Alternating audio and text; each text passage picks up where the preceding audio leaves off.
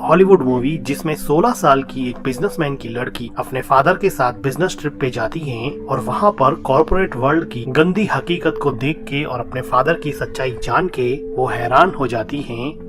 Movie की शुरुआत में हम देखते हैं कि 16 साल की एक लड़की ली अपने फादर के साथ बिजनेस ट्रिप पे आई हैं। ली के फादर एक मल्टीनेशनल कंपनी के सीईओ हैं। आज उनको एक बहुत बड़ी डील मिलने वाली है। वो अपने फादर से पूछती हैं कि क्या कर रहे हो डैड। तो डैड बताते हैं कि वो आज उस डील को पाने के लिए सेल्स पिच की तैयारी कर रहे हैं। ली कहती है कि क्या मैं भी चलूं आपकी कॉर्पोरेट मीटिंग में, मैं वहाँ पे काफी डिसिप्लिन और स्ट्रिक्ट रहूंगी। उसके डैड कहते हैं कि मैं जानता हूँ तुम यहीं पे रहो। तो ली कहती है कि नहीं, मैं तो किसी ड्रग डीलर के साथ में भाग जाऊंगी, आपको अच्छा लगेगा क्या। तो ली के फादर कहते हैं कि ऐसा मजाक मत करो। ली के फादर कहते हैं कि मैं कैसा लग रहा हूँ। तो ली कहती है कि आप बहुत अच्छे लग रहे हो और वो उठकर अपने डैड की शर्ट को थोड़ा ठीक करती हैं और कहती हैं कि अब सही लग रहे हो। डैड पूछता है कि क्या मुझे टाई पहननी चाहिए। तो ली कहती है कि नहीं, आपको टाई पहनने की जरूरत नहीं है। ली के फादर ली को हग करके अपनी डील को फाइनलाइज करने के लिए निकलते हैं। तो ली उनको गुड लक कहती है। डैड के जाने के बाद में ली के पास कुछ करने को नहीं होता है तो वो अपने फादर के कपड़े ठीक करने लग जाती हैं। ली थोड़ा रेस्ट करने के बाद में शॉवर लेती हैं और कंफर्टेबल क्लोथ्स में होटल में फ्रीली रोम करने जाती है। वैसे उसके डैड ने रूम से बाहर जाने के लिए मना किया था, लेकिन ली को वाटर बॉटल्स खरीदनी थी, इसलिए वो रूम से बाहर आई और अब वो लिफ्ट से ऊपर जा रही थी। तभी लिफ्ट के अंदर एक हैंडसम मिडिल एज मैन आता है जो लिफ्ट का अपने फ्लोर का बटन दबाता है और अनइंटेंशनली ली को टच कर देता है। ली मस्ती में अपनी बबलगम चबा रही थी पर वो आदमी अपनी फोन से नजर हटा के ली के चार्मिंग लुक की तरफ देख रहा था। ली टिपिकल टीनेजर की तरह बबलगम से प्ले कर रही थी, लेकिन इस आदमी की नजर ली के चेहरे से हट ही नहीं रही थी और वो बार बार ली को देख रहा था। अब इस आदमी का फ्लोर आ जाता है तो वो लिफ्ट के बाहर चला जाता है। जैसे ही आदमी लिफ्ट के बाहर जाता है वापस से ली को देखने लगता है, लेकिन तभी लिफ्ट का दरवाजा बंद हो जाता है। अब ली वापस से अपने रूम में आ जाती है तो वो देखती हैं कि उसके डैड वापस आ चुके हैं। उसके डैड पूछते हैं कि तुम कहाँ गई थी। तो ली बताती है कि वो वाटर बॉटल्स लेने के लिए गई थी। तो उसके डैड कहते हैं कि कम से कम मुझे बताना चाहिए था, मैंने तुम्हें रूम से बाहर निकलने के लिए मना किया था, तुम कहीं भी जाओगी तो मुझे बता के जाओगी, ये अपने बीच में एग्रीमेंट है। और वो थोड़े गुस्से में बोलते हैं कि तुम अपने आप को क्या समझती हो। ली चुपचाप आई एम सॉरी बोल देती है। ली के फादर का गुस्सा शांत होता है तो वो ली को अपने पास बुलाते हैं और उसको हग करते हैं और कहते हैं कि मुझे तुम्हारी बहुत चिंता होती है, इसलिए ये सब मैं तुम्हें बोलता रहता हूँ, तुम्हारे अलावा मेरा इस दुनिया में कोई भी नहीं है। ली भी इस बात को समझती है। ली के फादर बताते हैं कि होटल मैनेजमेंट ने डिनर रखा है, हम दोनों को तैयार होके कॉर्पोरेट डिनर के लिए निकलना चाहिए, नहीं तो लेट हो जाएंगे। वो कहते हैं कि तुम चेंज कर लो।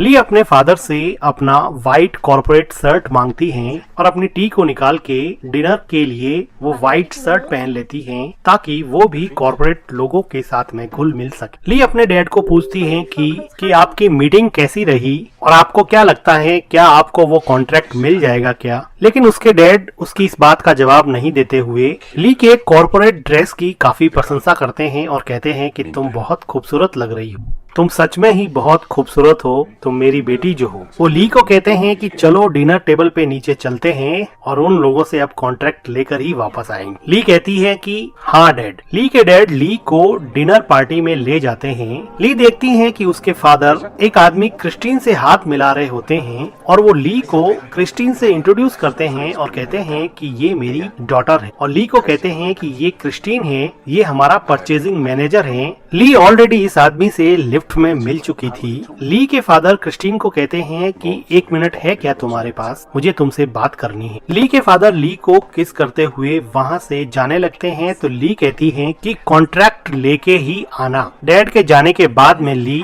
डिनर पार्टी में दूसरे लोगों से हेलो हाय करती हैं तो वो देखती हैं कि उसके फादर एक कोने में जाके परचेजिंग मैनेजर क्रिस्टीन से बात कर रहे होते हैं और ऐसा लग रहा था कि उनके बीच में कोई आर्ग्यूमेंट हो रहा है। ये सब ली को बड़ा अजीब लगता है तो वो अपने फादर के पास आती हैं क्योंकि इस कॉन्वर्जेशन के बाद में ली के फादर काफी सैड हो गए थे। तो ली अपने डैड के पास आकर पूछती हैं कि क्या हुआ डैड, क्या मैं आपकी कोई हेल्प कर सकती हूँ क्या? तो वो कहते हैं कि तुम क्या हेल्प कर सकती हो? ली के डैड सार्केस्टिकली कहते हैं कि क्या तुम मुझे वो कॉन्ट्रैक्ट दिला सकती हो क्या? अगर दिला सकती हो तो दिला दो। और वो वहाँ से चले जाते हैं। सबके सामने डांटने की वजह से ली अब रोने लग जाती हैं और रोते रोते होटल के टेरेस पे पहुँचती हैं, जहाँ पर वो देखती हैं कि वही परचेजिंग मैनेजर क्रिस्टीन बैठा है। तो क्रिस्टीन कहता है कि हेलो, क्या तुम्हें ओस्लो सिटी पसंद आई क्या? तो ली अपने आंसू पोंछते हुए कहती हैं नहीं, ज्यादा कुछ खास तो पसंद नहीं आई। तो क्रिस्टीन पूछता है कि कोपेनहेगन से तो बेटर ही है ना?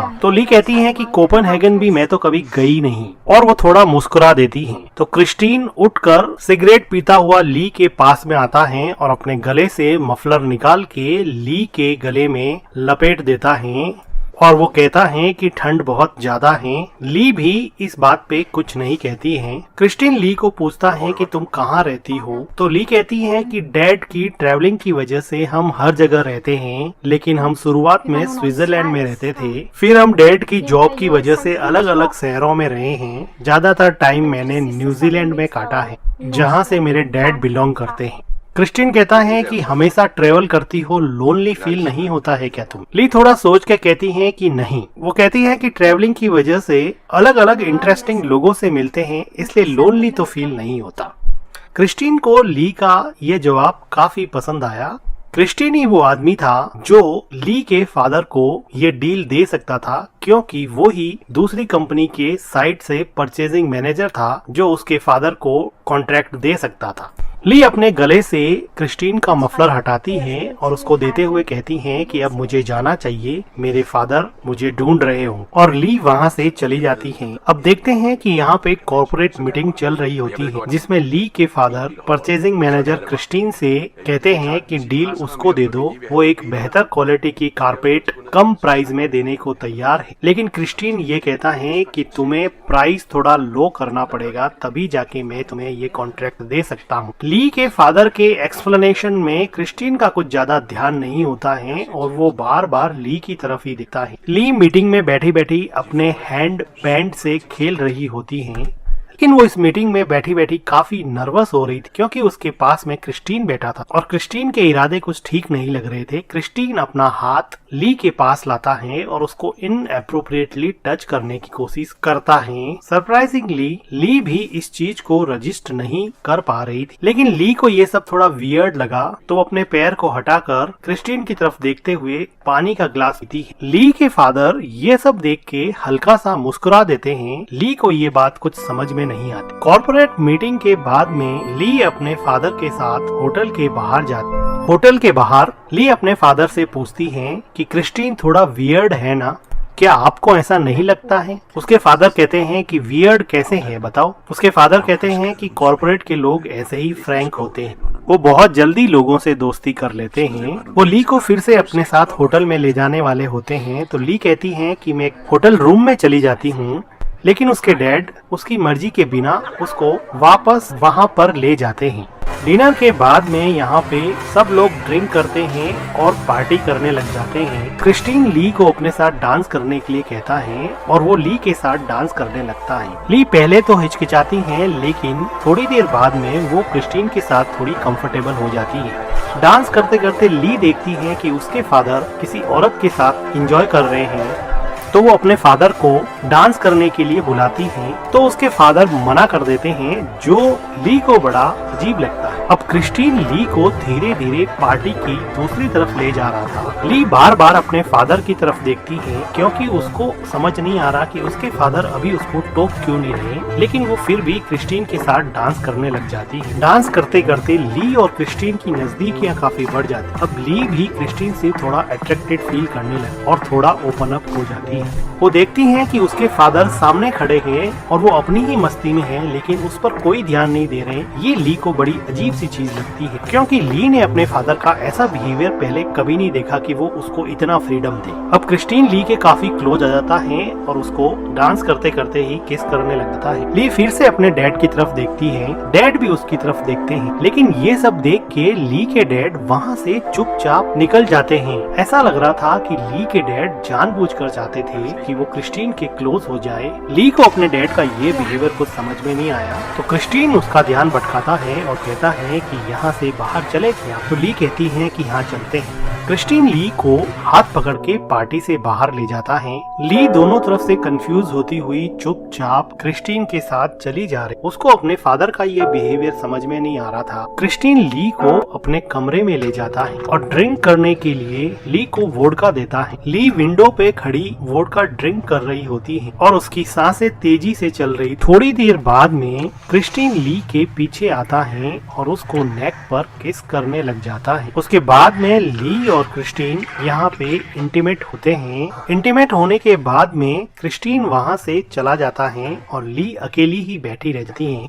ली को कुछ समझ में नहीं आया कि ये बिना बात किए ही कहाँ पे चला गया है। ली वापस से पार्टी हॉल में जाती है जहाँ पे अभी भी लोग पार्टी कर रहे होते हैं। ली पार्टी में अपने डैड को ढूंढती है। थोड़ी देर ढूंढने के बाद में ली अपने डैड को देखती है जो क्रिस्टीन से बात कर रहे थे और अब क्रिस्टीन और उसके डैड काफी खुश लग रहे थे, जो कि थोड़ी देर पहले आर्ग्यूमेंट पे उतर आए थे। अभी ये दोनों मिलके किसी चीज का जैसे सेलिब्रेशन कर रहे हो। ली कुछ सोचने लग जाती है और उसको समझ में आ जाता है कि मेरे फादर को कॉन्ट्रैक्ट मिल गया है, लेकिन वो इस बात पे कंफ्यूज हो जाती है कि कैसे मेरे और क्रिस्टीन के रोमांटिक होने के बाद में मेरे फादर को अचानक से डील मिल गई है। किसी के धक्के से क्रिस्टीन अपने विचारों से बाहर निकली और अपने फादर के पास गई और इन लोगों के सेलिब्रेशन के बीच में जाकर अपने लिए भी एक वाइन का ग्लास लिया।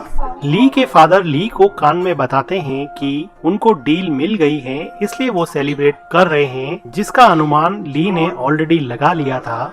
लेकिन वो देखती हैं कि क्रिस्टीन उससे नजरें चुरा रहा है। क्रिस्टीन उसकी तरफ देख भी नहीं रहा। ली के फादर सबको चीयर अप कर रहे थे, तो ली भी बीच में अपने फादर के साथ चीयर करने लग जाती हैं और कहती हैं कि ग्रेट वर्क डैड, जो उसके डैड को बड़ा अखरता है। और वो ली को कहते हैं कि तुमने बहुत ड्रिंक कर ली है। तो ली कहती है कि अभी तो मैंने एक घूंट भी नहीं पिया, और वो अपने फादर को झटक के क्रिस्टीन के पास जाती है और सबके सामने क्रिस्टीन को किस करने लग जाती हैं। तो ली के डैड क्रिस्टीन से ली को अलग करते हैं और क्रिस्टीन भी खड़ा खड़ा देख रहा होता है। तो ली अपने फादर से हाथ छुड़ा के वहाँ से बाहर चली जाती है। तो ली के फादर सबको एक्सक्यूज कह के अपनी बेटी के पीछे जाते हैं। ली बाहर जाके टैक्सी के लिए हाथ हिलाती है, तो उसके फादर पीछे से दौड़ते हुए आते हैं और अपना कोट अपनी बेटी को पहनाने लगते हैं। तो इस बात पे ली रोने लग जाती है। तो उसके डैड उसको काम डाउन करने की कोशिश करते हैं। ली को समझ में आ गया था कि उसके फादर ने जानबूझकर उसको अननेसेसरी फ्रीडम दिया था और क्रिस्टीन से डील पाने के लिए उसका यूज किया, और अब यहाँ पे अपनापन जता रहे हैं और कह रहे हैं कि कल तक सब ठीक हो जाएगा। क्रिस्टीन ने भी उसका अननेसेसरी फायदा उठाया। इंटीमेट होने के बाद में क्रिस्टीन उससे बात भी नहीं कर रहा था। ऐसा लग रहा था कि जैसे वो सिर्फ उसके साथ फिजिकल ही होना चाहता था, जबकि ली पूरी तरह से इमोशनली इन्वॉल्व हो गई। उसको बहुत बुरी तरह से हर्ट हुआ कि फादर उसको कंसोल करके हग करते हैं, लेकिन ली अपने फादर से दूर हट जाती है क्योंकि अब फादर और डॉटर के बीच का ट्रस्ट ब्रेक हो गया था। तो ली के फादर कहते हैं कि तुम्हारे अलावा मेरी जिंदगी में कोई भी नहीं है, प्लीज तुम रुक जाओ।